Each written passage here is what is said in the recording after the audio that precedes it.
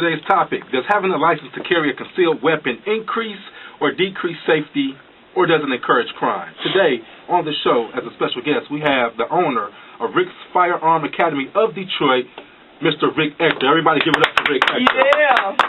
Thanks for coming to the show. Thanks for the warm welcome and thanks for the invitation. Glad to be here. Great, great. How you feeling today, man? Man, I'm feeling great. Me and my main man, Damian Johnson, been with me teaching the class, going on our 5th year teaching together. We just left the gun range, just taught a class, and I'm sky high right now. Empowered some citizens with the gift of personal protection. Okay, great. Let me read something to you from the Detroit News. They're saying the number of homicides in the city fell by 15% in 2010. According to preliminary year-end statistics released by the Detroit Police, continuing a downward trend locally and nationwide. The city reported 308 murders in 2010, down from 364 reported in 2009.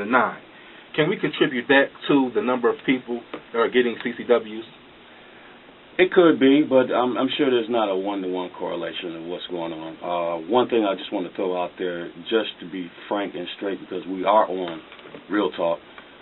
Remember when the previous DPD chief was in power, the Warren Evans, he officially came on his position and stated that up to 25% of all calls were not being logged as shift change. I really don't know if we can put a lot of credence and a lot of trust in the numbers that DPD is publishing right now. Just after they published these statistics, we've seen some of the most heinous crimes committed here in the city of Detroit.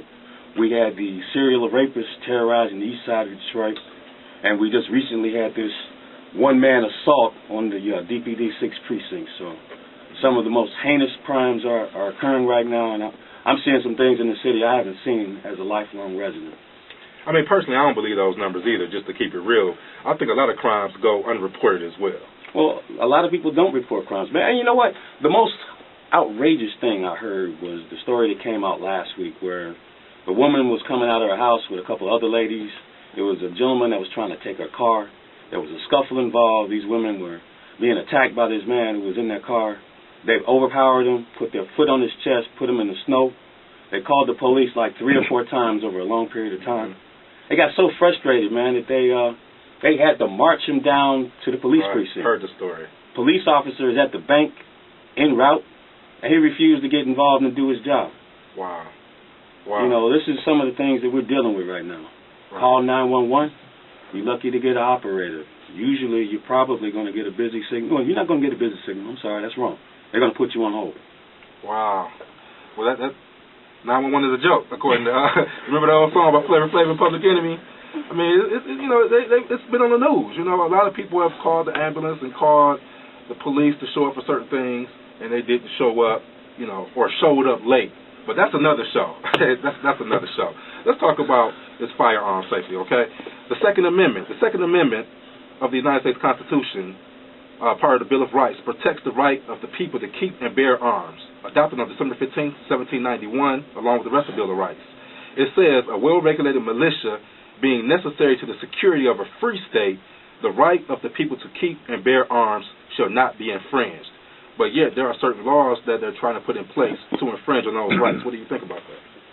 Well, I'm a true die-hard purist, man. I don't think that we should have any infringements whatsoever. You know, a lot of people like to talk about let's enact some reasonable restrictions. You know, currently there's over 20,000 gun laws currently on the books, and they're always trying to increase more. We don't need any more gun laws. We just need to, really, if they would just stand pat and enforce the laws that they have on the books, that's all we need. You know, too many people are trying to hold an inanimate object accountable for some of the atrocities that are done by folks. To use an analogy, a person, like the case where the young man when it was killed by a drunk driver who was driving the wrong way on the Lodge Freeway. You know, that person was behaving irresponsibly with an automobile. That young man lost his life. No one is trying to ban alcohol or automobiles. Let's hold the person accountable. In that case, hold that driver accountable. Someone misuses a firearm, hold that person accountable. Okay. All right. Thanks a lot. Well, we're going to take a couple of calls. You ready to take some calls, Rick? I'm ready. All right. Let's take a caller. Caller, how you doing? Caller, what's your name? Hello? Okay, next caller, please. Next caller, how you doing? Hey, how you doing? What's your name? How you doing today? You have a question or comment for Rick Ector? Yes, I do have a comment. I have my CCW, and I Okay, you're up for renewal soon.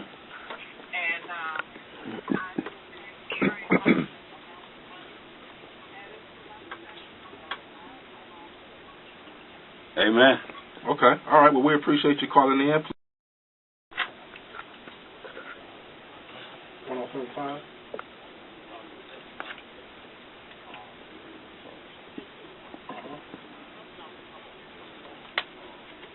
Okay, so hold on one moment, okay?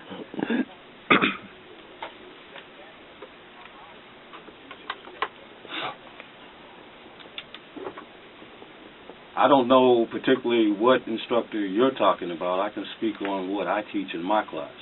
In my class, I teach that a firearm is a tool of last resort. It is not for flexing your opinion, your predisposed beliefs, or your air of superiority on other folks. It is a tool of last resort to protect yourself and to protect your family. What you're talking about, I have no concept of what you're talking about. I know what I teach. Hey, there it is. Thanks a lot for calling in. I think what we was trying to say, Rick, was just the fact that, more instructors just need to make sure that they instill in their students the fact that, you can't just be out here brandishing your weapon just because you have a CCW. Well, like I said, that's not what I teach. I teach personal responsibility, accountability. You're expected to behave lawfully and to behave morally. I also tell my instructors, not my instructors, I also tell my students, we really are a community unto ourselves, and our conduct and behavior as individuals is going to reflect either positively or negatively based on how we handle our affairs. So we need to be the models for other citizens to look at as responsible citizens who have been granted that privilege to carry that concealed pistol. Okay, I'm going to ask you this later on in the show as well, but give out your contact information for people in case they want to enroll in your classes. Principally, I can be reached by phone, 313-733-7404. Email is at info at detroitccw.com. I'm also can be reached on my website. I actually have two major ones, detroitccw.com, and my other one, legallyarmedindetroit.com. There it is. So let me ask you, if the Second Amendment gives us the right to bear arms, why do we need a license to carry? Here in Michigan, by the way, I'm not sure if many of your viewers, or shall I say listeners, know, is that we have the ability, as long as we're 18 years old and don't have any prohibitions such as felonies, to openly carry a firearm without a permit, as long as they're 18 years of age and that firearm is registered in their name. However, that firearm does have to be displayed openly, like I'm carrying right now. Mm-hmm. Okay. I didn't notice that. See, a lot of people don't notice when we open carry. A big misconception is that we're going to cause fear and panic in society, and you know what? So people are so caught up in their iPods and updating their Facebook statuses, they don't even see the gun is there. Right, like I'm not doing right now. I'm not hiding it. It's there, and I don't know if anybody in the room saw it. And I really feel safe now. I mean, DJ Bass is here about 6'6", 300 plus. I felt safe before, but now that you're here, I feel even safer. Let me take some callers, please. Caller, how you doing? Yeah, how you doing today? Okay, your phone is a little messed up. Hello? Okay, go ahead. What's your name? Hey, John, you have a comment? Okay.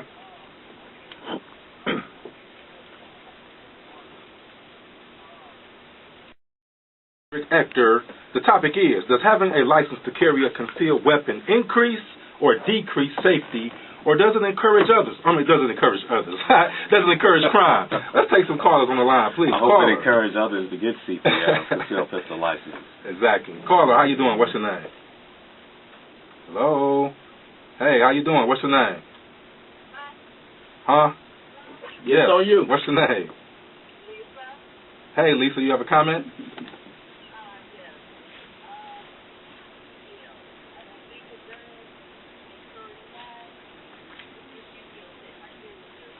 Thank you. I carry two, too. So does my right-hand man over here, DJ.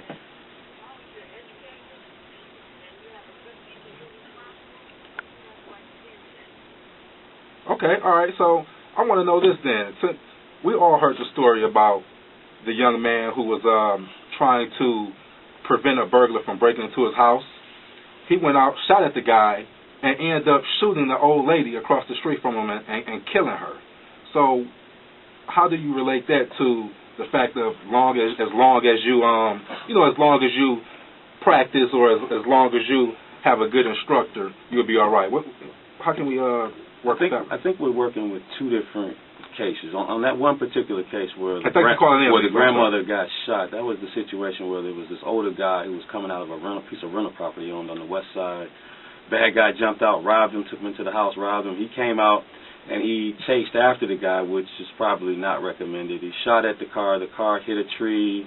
The bad guy jumped out, dropped a gun, and then he shot a guy who was running. That wasn't a very wise thing to do, and one of those shots ended up hitting the grandmother, who ended up dying.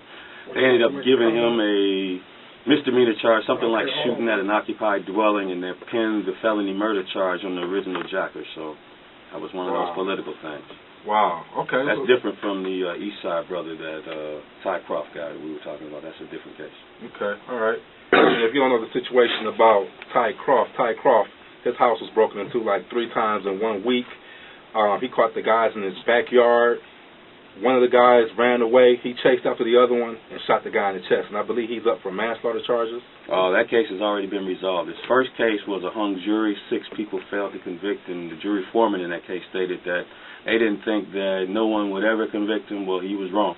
His second case, he was found guilty of manslaughter. He's awaiting sentencing now, both on that charge and the felony firearm, so he's facing 17 years. Wow. Let's take a call. So let it be known, if you have a CCW, you need to know the rules and the regulations behind happening, okay? Let's take a caller. How you doing? Hey, Ishmael, how you doing today? Thank you. Thank you for calling in. You have a comment for Rick?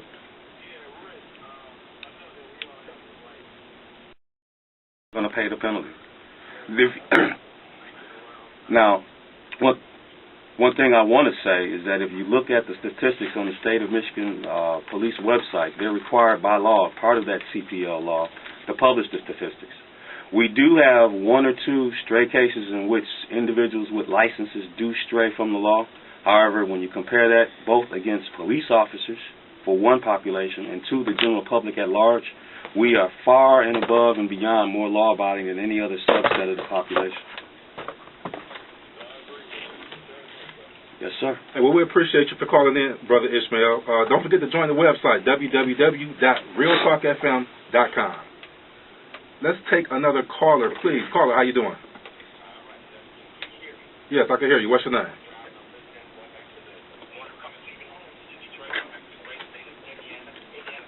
Would you like to make a comment? Hello? Hi, would you like to make a comment? All right, hold on.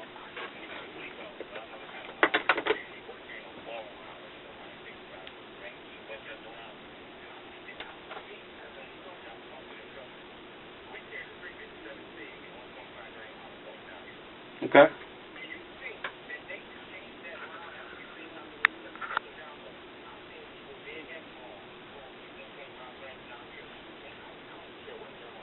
Well, you know, that's a real sensitive topic right now, and I'm not going to comment on DPD. I mean, I've had a lot of informal conversation with a lot of gun guys, but I'm not personally going to put anything out there. You know, my prayers are with the officers that were injured, and I wish them a speedy and full recovery. I'm not going to touch that on the air. You're welcome. Hey, we appreciate you for calling in, and thank you for being selfless and doing that job that you do. It's hard to be a policeman. I know it is. Next caller, please. Hey, how you doing? Hello? Hey. Hey, what? All right, you have a comment? Okay. Would you like to make a comment? Okay, hold on. Thanks a lot. So, look, we're going to conclude this interview with Rick Ector, owner of Rick's Firearm Academy of Detroit. Rick, I heard you have something special for the Real Talk FM listeners. Absolutely. For the listeners of this show, I have the special I'm running. It's $99 for my concealed pistol license training class. The way to take advantage of that is to log on to my website at DetroitCCW.com, go through the class registration process by selecting the calendar link, find the class that best meets your schedule, and there's a coupon code area on the form. Enter this term, Real Talk FM, and you'll receive the discount that'll take the class to $99. So give us your contact information. My phone number is 313-733-7404. Email is info at DetroitCCW.com. My website, once again, is DetroitCCW.com and legallyarmedindetroit.com. That phone number, one more time. 313-733-7404. Everybody give it up for owner of Rick's Firearms Academy of Detroit, Rick Ector. So we're going to take a quick commercial break, but we'll be right back with the Real Talk on Sports, Black Man, and Money, Money, Money, Money with Ken Blank Terrell. Commercial.